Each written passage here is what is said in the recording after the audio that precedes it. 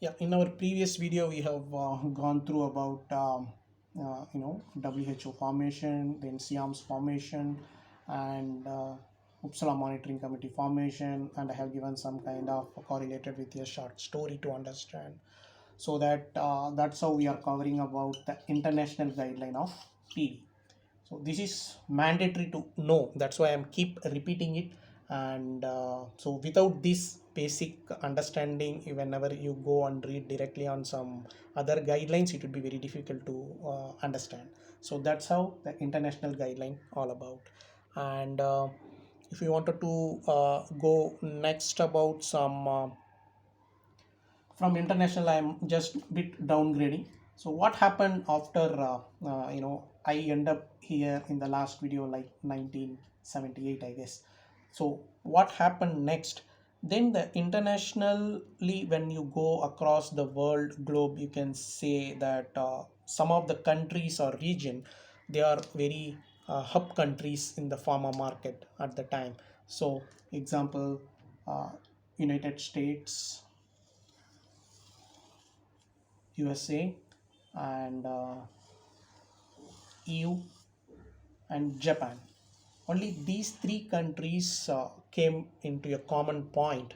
Now, from international, again, some of the countries, some of the region, European Union and Japan, they come into picture, and they wanted to have a mutual understanding and agreement in order not to repeat any same research or same kind of activity again and again. And they wanted to minimize the human effort as well as get the product out to market for patient use very faster. It may save time, money, and the quality and all the aspects they have focused, and they have come into the picture. Then there might be some of the questions, why only these three countries came. No, in that era, these countries and region have a pharma market hub.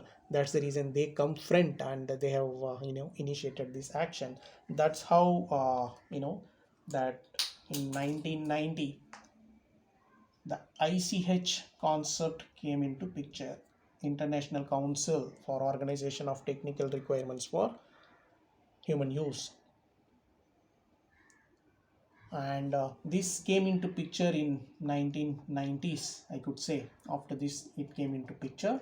And about this international council, this ICH, so this is common for all these three.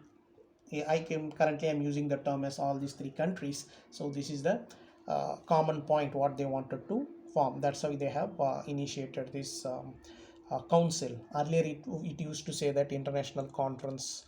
Now it is being turned to as a council. And this is providing some common guidelines, like that's how we are deriving some common guidelines like quality, safety, efficacy, and multidisciplinary. So like that ICH came into concept of focusing for quality, safety, efficacy, and multidisciplinary. Like that the ICH guidelines started establishing.